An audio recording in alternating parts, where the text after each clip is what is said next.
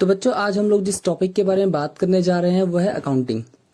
तो सबसे पहले हम लोग बात करेंगे डेफिनेशन ऑफ अकाउंटिंग की। Accounting is the process of identifying, recording, classifying, summarising, analysing and interpretation of financial transactions and events. इसका मतलब कि अकाउंटिंग एक ऐसा प्रोसेस है जिसमें हम लोग फाइनेंशियल ट्रांजैक्शंस एंड इवेंट्स को सबसे पहले आइडेंटिफाई करेंगे, उनकी रिकॉर्डिंग करेंगे, क्लासिफिकेशन करेंगे, समराइज करेंगे, उनका एनालिसिस करेंगे और फिर लास्ट में उनका इंटरप्रिटेशन किया जाएगा। ठीक है। एक डेफिनेशन और है, accounting is the art of recording, classifying and summarising in a significant manner and in terms of money transactions and events which are in part of at least a financial character and interpreting the results thereof. इसका मतलब कि accounting को एक art के रूप में represent किया गया है। और आर्ट क्या है? रिकॉर्डिंग की, क्लासिफिकेशन की, समराइजिंग की एक सिग्निफिकेंट मैनर में, यानी कि एक तरीके से आप उनको पहले रिकॉर्ड करेंगे, क्लासिफाई करेंगे, समराइज करेंगे। और वो सभी ट्रांजैक्शंस और इवेंट्स किसके होंगे? वो होंगे आपके मनी ट्रांजैक्शंस। इट मींस वो ट्रांजैक्शंस और इवेंट्स जिन्हें आप मनी में मेजर कर सकते हैं, और साथ ही उनका इंटरप्रिटेशन किया जाएगा और उनका रिजल्ट्स को बताया जाएगा। Branches of accounting. अकाउंटिंग की 3 ब्रांचेस होती हैं। फाइनेंशियल अकाउंटिंग मतलब वित्तीय लेखांकन, कॉस्ट अकाउंटिंग लागत लेखांकन, मैनेजमेंट अकाउंटिंग प्रबंधकीय लेखांकन। सबसे पहले बात करेंगे वित्तीय लेखांकन यानी फाइनेंशियल अकाउंटिंग की। फाइनेंशियल अकाउंटिंग की वो ब्रांच है जिसमें हम लोग फाइनेंशियल ट्रांजैक्शंस एंड इवेंट्स को रिकॉर्ड करते हैं, जिनके बेसिस पर प्रॉफिट एंड लॉस अकाउंट और बैलेंस शीट बना करके हम कंपैरिजन करते हैं कि हमारा बिजनेस प्रॉफिट में चल रहा है, लॉस में चल रहा है, हमारे बिजनेस में कितनी एसेट्स हैं, कितनी लायबिलिटीज हैं। अगला हमारे पास में है कॉस्ट अकाउंटिंग मतलब लागत लेखांकन। लागत लेखांकन में हम उन ट्रांजैक्शंस और इवेंट्स को रिकॉर्ड करते हैं जो हमारे उत्पादन से संबंधित हैं। इसका मतलब प्रोडक्शन से संबंधित है, यानी गुड्स और कमोडिटीज को प्रोड्यूस करने के लिए जितने भी हमारी कॉस्ट आ रही है या हमारी पर यूनिट कॉस्ट आ रही है, उसको रिकॉर्ड करने के लिए हम कॉस्ट अकाउंटिंग को अडॉप्ट करते हैं। अगला हमारा है प्रबंधकीय लेखांकन में हम लोग ट्रांजैक्शंस को रिकॉर्ड करते हैं और साथ ही बिजनेस के एक कंपैरेटिव मतलब कि तुलनात्मक स्थिति का ज्ञान करने के लिए, और साथ ही क्या क्या डिसीजंस बिजनेस में बाद के लिए या फ्यूचर के लिए बनाई जानी है, क्या क्या रेगुलेशंस बनाए जाने हैं, उन सभी को बनाने के लिए हमें मैनेजमेंट अकाउंटिंग का बहुत ज्यादा रोल होता है। सिस्टम ऑफ अकाउंटिंग मतलब लेखांकन की प्रणालियां। 2 प्रणाली होती हैं हमारे लेखांकन की, सिंगल एंट्री सिस्टम और double entry system. Single entry system में हर ट्रांजैक्शन में सिर्फ सिंगल एस्पेक्ट होता है। यह एक अपूर्ण यानी इनकम्प्लीट और अवैज्ञानिक यानी कि नॉन साइंटिफिक प्रणाली है, जिसमें हम लोग नेट फाइनेंशियल ट्रांजैक्शंस की कोई जानकारी नहीं रख सकते। ये एक इनकम्प्लीट अकाउंट है जिसमें सिर्फ और सिर्फ आज की डेट में छोटे व्यापारी ही अपना हिसाब किताब इस मेथड को यूज करते हुए मेंटेन कर रहे हैं। दूसरी double entry system. Double entry system accounting की वो प्रणाली है जिसमें हर ट्रांजैक्शन और इवेंट्स को 2 एस्पेक्ट होते हैं, एक होता है डेबिट और एक होता है क्रेडिट। आज की डेट में डबल एंट्री सिस्टम को ही सिर्फ फॉलो किया जा रहा है क्योंकि कंप्लीट अकाउंटिंग मेथड है। अब बात करते हैं अकाउंटिंग प्रिंसिपल्स की यानी लेखांकन सिद्धांत। Accounting principles are man made. These are the assumptions which are followed by accountant while recording transactions. Accounting principles tells about the methods, procedures and application of rules to the actual practice of accounting. मतलब accounting principles मानव द्वारा निर्मित हैं और ये वो assumptions हैं जिनको एक अकाउंटेंट फॉलो करता है ट्रांजैक्शंस को रिकॉर्ड करने के लिए। अकाउंटिंग प्रिंसिपल्स बताते हैं उन मेथड्स के बारे में, प्रोसीजर्स के बारे में और एप्लीकेशंस के बारे में जो अकाउंटिंग की एक्चुअल प्रैक्टिस करते समय हमें फॉलो करने पड़ते हैं। चलिए अब बात करते हैं कॉन्सेप्ट्स ऑफ अकाउंटिंग की। सबसे पहला कॉन्सेप्ट है मनी मैनेजमेंट कॉन्सेप्ट। इस कॉन्सेप्ट के अनुसार हम सिर्फ और सिर्फ उन्हीं ट्रांजैक्शंस को रिकॉर्ड करेंगे जो मनी मेजरेबल है, यानी जिन्हें हम मुद्रा में माप सकते हैं। दूसरा है सेपरेट बिजनेस एंटिटी यानी पृथक व्यावसायिक अस्तित्व की अवधारणा। इस कॉन्सेप्ट के अनुसार या इस अवधारणा के अनुसार ये माना जाता है कि बिजनेस और बिजनेसमैन दोनों की ही एंटिटी एक दूसरे से अलग अलग होती है और हम जो बिजनेस में हम जो ट्रांजैक्शंस को रिकॉर्ड करते हैं वो बिजनेस के पॉइंट ऑफ व्यू से किए जाएंगे, ना कि बिजनेसमैन के पॉइंट ऑफ व्यू से। अगला कॉन्सेप्ट हमारा है गोइंग कंसर्न कॉन्सेप्ट। इस कॉन्सेप्ट में ये माना जाता है कि बिजनेस एक गोइंग कंसर्न है, यानी कि जो बिजनेस व्यवसाय जो हमारा चलेगा वो किसी लंबी समय अवधि के लिए चलेगा। ऐसा नहीं है कि हमने आज बिजनेस स्टार्ट किया और 2 साल बाद बंद कर देंगे।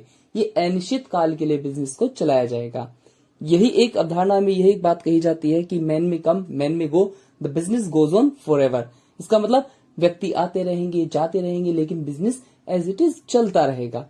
अगला हमारा है कॉस्ट कंसेप्ट। इस कॉन्सेप्ट के अनुसार हम फिक्स एसेट्स को उस प्राइस पर रिकॉर्ड करेंगे जिस पर हमने वो खरीदी है, ना कि बाजार के मूल्य पर। अगला हमारा है डुअल एस्पेक्ट कॉन्सेप्ट यानी द्विपक्षीय अवधारणा। इसका मतलब यह है कि ट्रांजैक्शंस को जब हम लोग रिकॉर्ड करेंगे तो उसके रिकॉर्ड करने के दो एस्पेक्ट होंगे, एक होगा डेबिट और एक होगा क्रेडिट। यानी एक डेबिट ट्रांजैक्शन के लिए कोई दूसरा क्रेडिट भी होगा, यानी एक ही ट्रांजैक्शन में एक डेबिट होगी और एक क्रेडिट अकाउंट होगा। नेक्स्ट हमारा है अकाउंटिंग पीरियड कॉन्सेप्ट।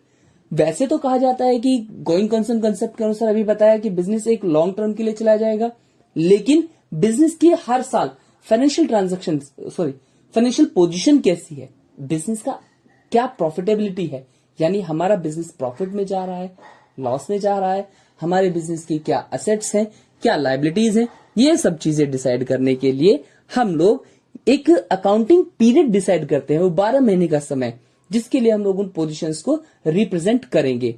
ये हमारा कैलेंडर ईयर भी हो सकता है, ये हमारा फाइनेंशियल ईयर भी हो सकता है। अगला हमारा है मैचिंग कॉन्सेप्ट। इस कॉन्सेप्ट के अनुसार यानी मिलान की अवधारणा, इस कॉन्सेप्ट के अनुसार ये माना जाता है कि हम लोग जिस ईयर के इनकम्स को देख रहे हैं प्रॉफिटेबिलिटी के लिए, उस ईयर के एक्सपेंसेस को भी कंसिडर करेंगे। यानी ऐसा नहीं होगा कि हमें किसी एक ईयर के लिए प्रॉफिट चाहिए तो हमने इनकम तो ले ली 2016 की, लेकिन हम लोग एक्सपेंस लेंगे 2019 का, क्योंकि 2019 में हमारे एक्सपेंस कम थे तो हमारा प्रॉफिट ज्यादा बढ़ जाए। ऐसा नहीं कर सकते। यानी अगर 2016 की इनकम्स को देख रहे हैं तो 2016 के ही एक्सपेंसेस को दोनों को मैच करके हम लोग प्रॉफिट या लॉस की कैलकुलेशन करेंगे। अगला हमारा है रिलेशन कॉन्सेप्ट।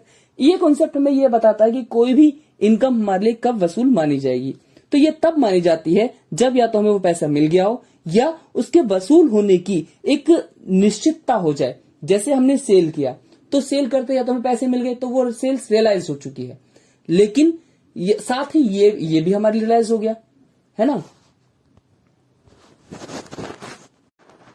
साथ ही सेल तब भी रियलाइज मानी जाएगी जब ट्रांसफर हो गया है और ये दोनों में कॉन्ट्रैक्ट हो गया कि हाँ भाई वो एक समय बाद पैसे दे देगा, तो वो हमारे लिए वसूल ही, या ऐसा बोलते हैं एक्रूड हो जाएगी इनकम।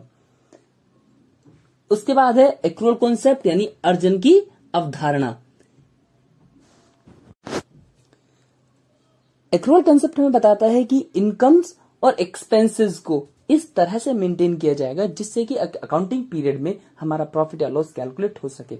यानी हमें एडजस्ट करना है उन एक्सपेंसेस और इनकम्स को उसी अकाउंटिंग पीरियड के अनुसार ही। यानी अगर हमें नेक्स्ट ईयर के लिए इनकम मिली है तो हम उसे माइनस कर देंगे, हमें प्रीवियस ईयर की इनकम अब रिसीव हुई है तो हम उसको भी कंसीडर नहीं करेंगे। यानी जिस अकाउंटिंग पीरियड के लिए हमें प्रॉफिटेबिलिटी कैलकुलेट करनी है, सिर्फ और सिर्फ उसी पीरियड के लिए ही हम एक्सपेंसेस और इनकम्स को कंसीडर करेंगे। अगला है प्रूडेंस कॉन्सेप्ट यानी रूढ़िवादिता की अवधारणा। इसके अनुसार ये कहा जाता है कि हम लोग एंटिसिपेटेड लॉसेस के लिए पहले से ही प्रोविजन करते हैं, एंटिसिपेटेड प्रॉफिट्स के लिए कभी पहले से प्रोविजन करते हैं। जैसे स्टॉक के लिए हम लोग बात करते हैं कि स्टॉक की वैल्यूएशन किस पर की जानी चाहिए, कॉस्ट प्राइस पर या मार्केट प्राइस पर। तो हमेशा ये कहा जाता है कि स्टॉक की जो वैल्यूएशन किया जाएगा वो हमेशा कॉस्ट प्राइस और मार्केट प्राइस जो दोनों में कम होगा। अगला हमारा है अकाउंटिंग कन्वेंशंस या लेखांकन की प्रथाएं। इसका मतलब कि लेखांकन की प्रथाएं वो प्रथाएं या वो परंपराएं हैं जो लेखे तैयार करते समय यानी अकाउंट्स को मेंटेन करते समय हम लोगों का मार्गदर्शन करती हैं। यानी हम लोगों को बताती है हमें क्या क्या काम करने चाहिए या कैसे कैसे काम होते हुए आ रहे थे और हमें आगे कैसे काम करने चाहिए। सबसे पहली हमारी जो प्रथा है वो है रूढ़िवादिता की प्रथा यानी कन्वेंशन ऑफ कंजर्वेटिज्म। ये वही है प्रूडेंस कॉन्सेप्ट, यानी कि हम लोग जब भी अकाउंट्स को मेंटेन करेंगे तो भविष्य में होने वाली हानियों के लिए यानी एंटिसिपेटेड लॉसेस के लिए पहले से प्रोविजन करके रखेंगे, लेकिन एंटिसिपेटेड प्रॉफिट्स यानी संभावित लाभों के लिए कोई भी व्यवस्था नहीं की जाएगी। दूसरा हमारा है कन्वेंशन ऑफ मैटेरियलिटी यानी सारता या भौतिकता की प्रथा। इसके अनुसार एक अकाउंटेंट सिर्फ और सिर्फ उन्हीं ट्रांजैक्शंस और इवेंट्स को रिकॉर्ड करेंगे जो बिजनेस के लिए महत्व रखते हैं, यानी रेलेवेंट इंफॉर्मेशन को ही रिकॉर्ड किया जाएगा। इररिलेवेंट इंफॉर्मेशन को रिकॉर्ड नहीं किया जाएगा। अगला हमारा है कन्वेंशन ऑफ कंसिस्टेंसी, यानी एक रूपता की प्रथा। इस कन्वेंशन के अनुसार अगर हमने डेप्रिसिएशन चार्ज करने के लिए किसी एक मेथड को फॉलो किया है तो हम फ्यूचर में भी उसी मेथड से ही ट्रांजैक्शंस को रिकॉर्ड करेंगे या उसी मेथड से ही डेप्रिसिएशन लगाएंगे।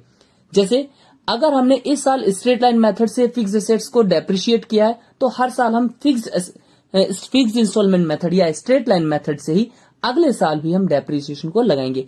मेथड चेंज नहीं करेंगे कि स्ट्रेट लाइन मेथड से आपने वो डिमिनिशिंग बैलेंस मेथड कर दिया है, ऐसा नहीं होगा।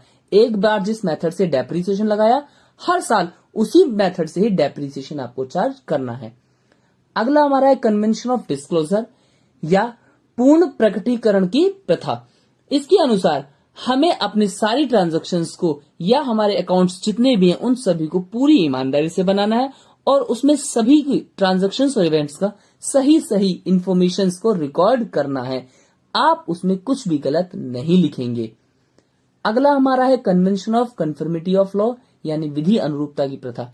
इस प्रथा के अनुसार हमें ट्रांजैक्शंस को रिकॉर्ड करते समय इन चीजों का ध्यान रखना है कि किसी भी लॉ का हम वायलेशन नहीं कर रहे हैं, यानी विधि के बनाए गए किसी भी विधान को हम लोग उसके अगेंस्ट नहीं काम करेंगे, यानी उसकी कोई भी ट्रांजैक्शन किसी भी लॉ के अगेंस्ट नहीं होगी। तो बच्चों आज के लिए इतना ही। हम लोग जल्दी ही फिर से मिलेंगे एक नए टॉपिक के साथ में।